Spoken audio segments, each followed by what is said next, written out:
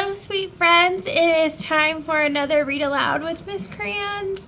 We are so close to finishing this book. In fact, we have, let me see.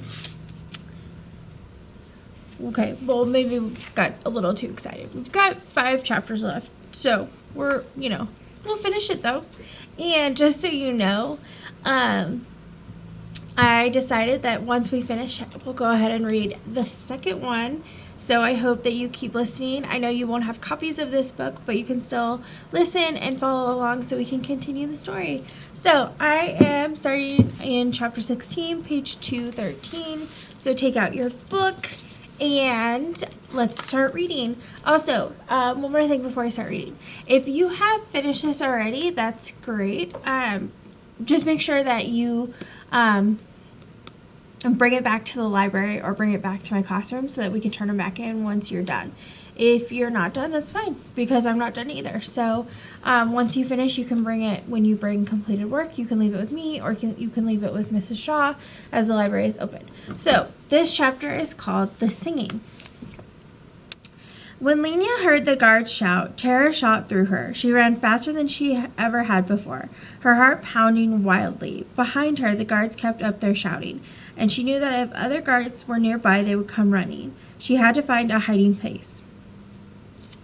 Ahead of her was Bilbalio Square. Was there a spot she could duck into? And like an answer, June's words came back to her. The library.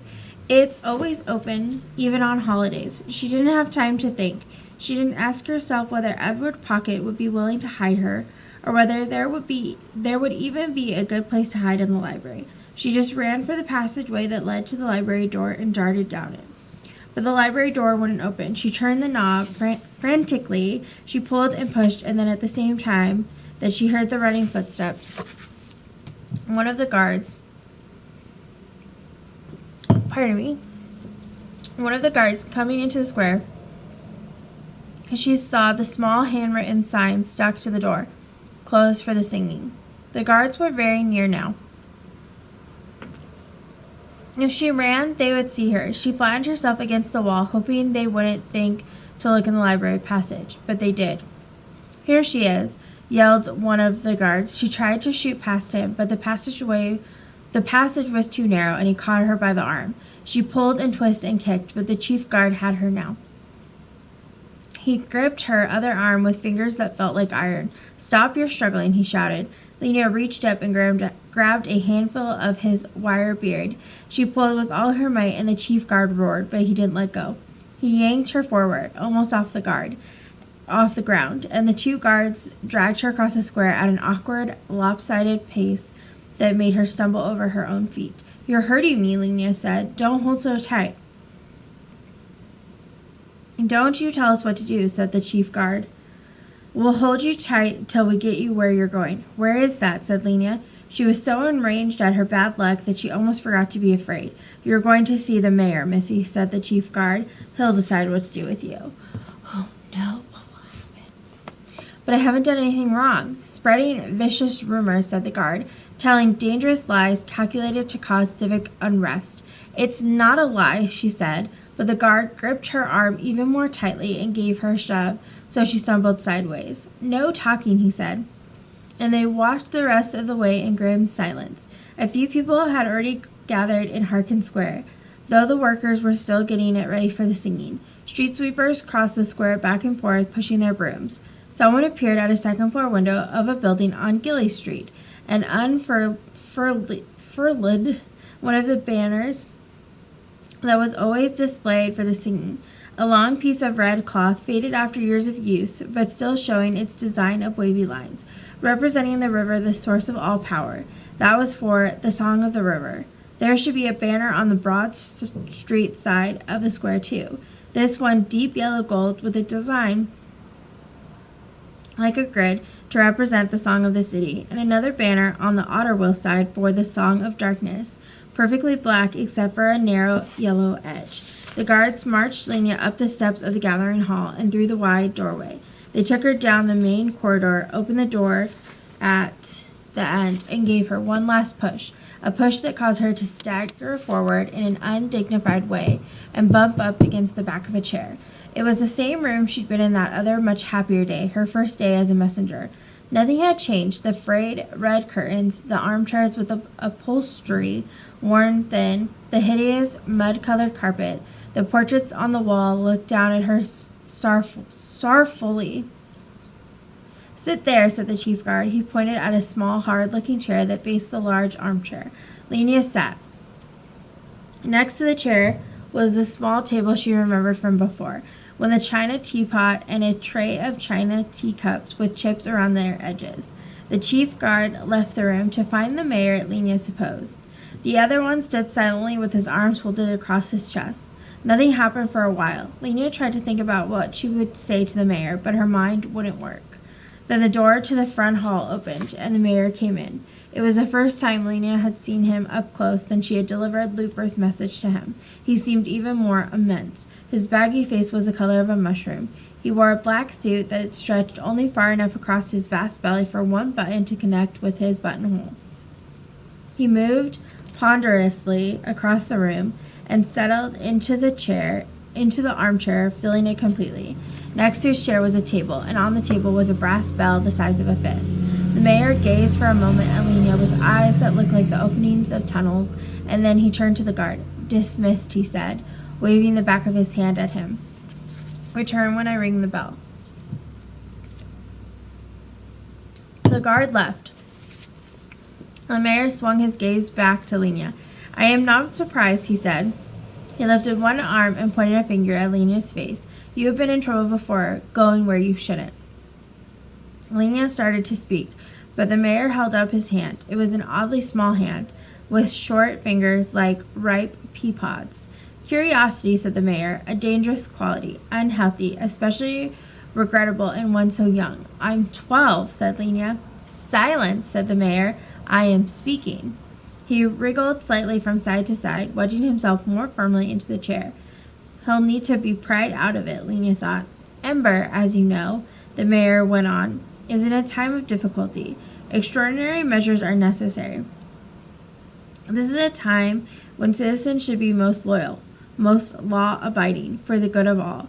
Lenia said nothing. She watched how the flesh under the mayor's chin bulged in and out as he spoke, and then she turned her eyes from this unpleasant sight and looked carefully around the room. She was thinking now, calculating, but not about what the mayor was saying.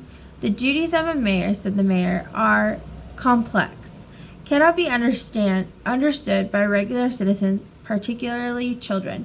That is why," he went on, leaning slightly forward so that his stomach pushed farther out along his lap, "certain things must remain hidden from the public. The public would not understand. The public must have faith," said the mayor, once again holding up his hand, this time with a finger pointed to the ceiling. "That all is being done for their benefit, for their own good." "Hogwash," said Lenia. The mayor jerked backward. His eyebrows came down over his eyes, making them into dark slits.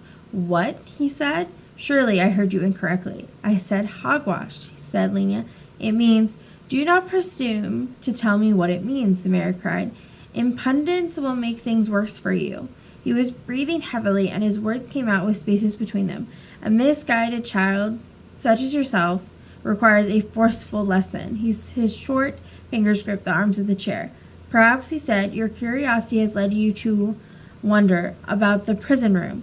What could it be like, eh? Dark, cold, uncomfortable?" He made the smile that Lenia remembered from assignment day. His lips pulled away from his small teeth. His gray cheeks folded. "You will have a chance to find out. You will become closely acquainted with the prison room. The guards will escort you there. Your other known troublemaker will join you as soon as he is located." The mayor turned to look for the bell. This was the moment when Lenia had planned to make a dash for freedom. She thought she had a slim chance to succeed if she moved fast enough. But something happened in the instant that gave her a head start. The lights went out. There was no flicker this time, just sudden, complete darkness. It was fortunate that Lenia had already planned her move and knew exactly which way to go. She leapt up, knocking over her chair. With her arm, she made a wide swipe wide swipe and knocked over the table next to the chair as well, the furniture thumping to the floor, the teapot shattering, and the mayor's enraged shouts made a clamor that covered the sound of her footsteps as she dashed to the stairway door. Was it unlocked? She reached for the knob. Grunts and squeaks told her that the mayor was struggling to rise from his chair. She turned the knob and pulled, and the door sprang open. She closed the door behind her and leapt upward 2 steps at a time. Even in the pitch dark, she could climb stairs. In the room, the bell clanged, and the mayor bellowed. When she got to the first landing, she heard the guards shouting. There was a crash. Somebody must have fallen over the toppled chair or table. "Where is she?" someone yelled. "Must have run out the door." Did they know which door? She didn't hear footsteps behind her. If she could make it to the roof, and if from the roof she could jump to the roof of the prison room, and from there to the street, then maybe she could escape. Her lungs were on fire now. Her breath was burning her throat. But she climbed without stopping, and when she came to the top, she burst through the door to the roof and ran out. And that was when the lights came back on. It was as if the blackout had been arranged especially for her. I am so lucky, she thought, so extremely lucky. Ahead of her was the clock tower. She went around to the other side of it. No dancing on the roof this time. A low wall ran along the edge of the building. Lena approached it cautiously and peered out over the swarm of people assembling in Harkin Square. Directly below her was the entrance of the gathering hall, and as she watched, 2 guards dashed out the door and down the steps. Good, they had gone the wrong way. And I must think she escaped into the crowd. For the moment she was safe. The clock in the tower began to chime. 3 great booms rang out. It was time for the singing to begin. Lena gazed down at the people of Ember, gathered to sing their songs. They stood so close together that she could see only their faces, which were lifted up toward the sky. When, with the hard bright lights shining down on them, they were silent, waiting for the songmaster to appear on the gathering hall steps. There was a strange hush, as if the city were holding its breath. Of the whole Ember year, Lena thought, this hush before the singing was one of the most exciting moments. She remembered other years when she had stood with her parents, too short to see the songmaster signal, too short to see anything but people's backs and legs, and waited for the first note to thunder out. She felt her heart move at the moment. Every year, the sound would rise in waves around her like water, almost as if she could lift her off the ground. Now suddenly the moment came. From hundreds of voices rose the first notes of the song of the city, deep and strong. She felt, as she had all the years before, a quivering inside, as though a string under her ribs had been plucked, and a rush of joy and sadness mixed together. The deep rumbling chords of the song filled Harkin Square.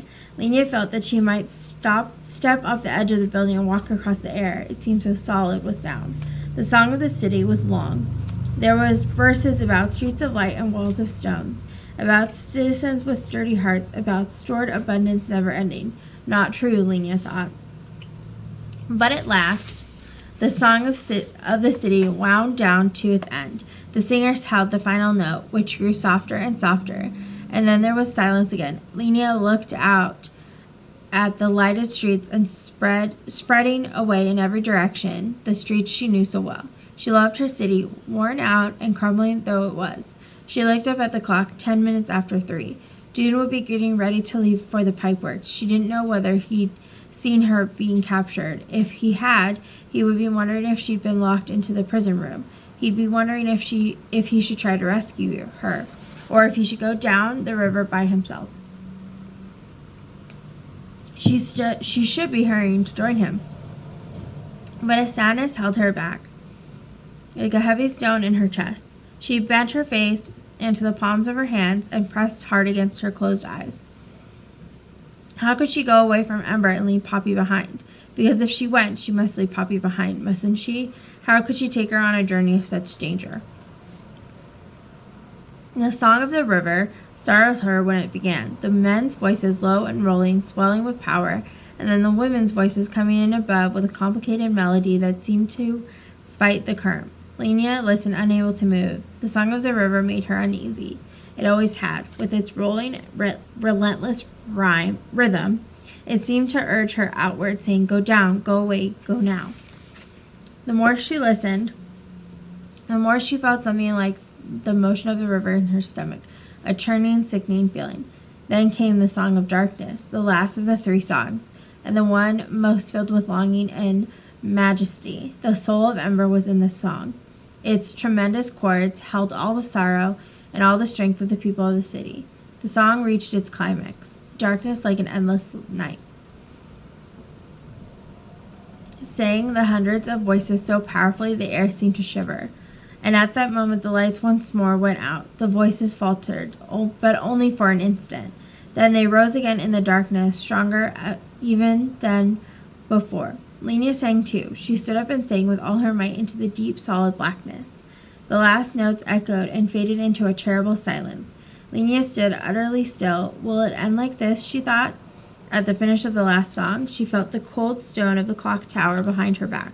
She waited. Then an idea came to her that made her skin prickle. What if she were to shout into the silence right now? What if she were to say, "Listen, people, we found the way out of Ember. It's the river. We go on the river." She could announce the outstanding news just as she and Dune had planned to do. And then what would happen? Would the guards rush to the roof and seize her? Would the people in the square think her news was just a child's wistful thinking? Or would they listen and be saved? She could feel the words pushing upward in her throat. She wanted so much to say them. She took a deep breath and leaned forward.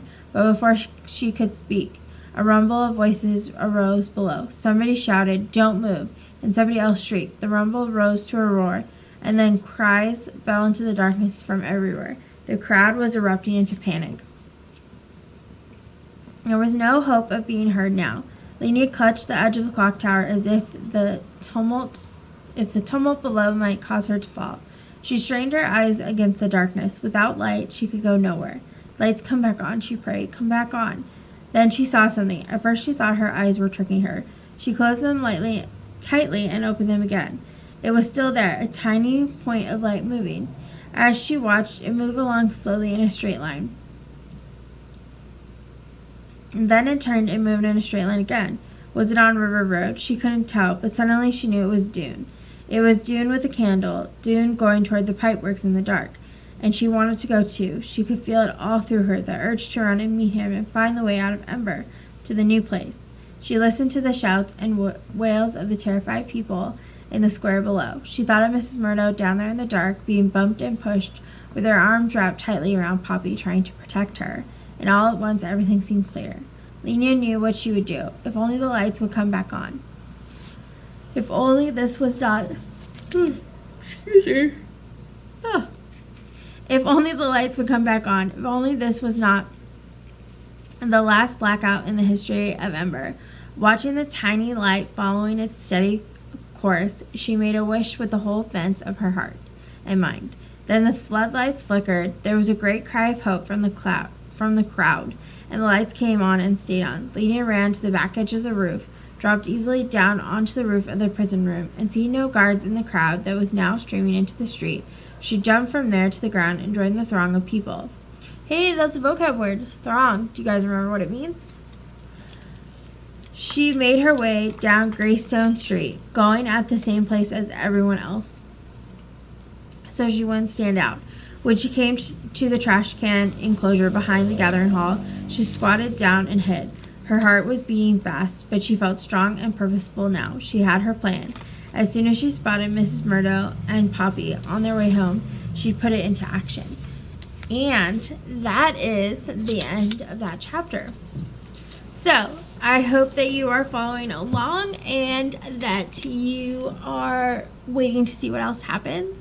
I hope you enjoyed this read aloud. I will see you for the next one, and I'll see you for the next lesson. Bye, guys.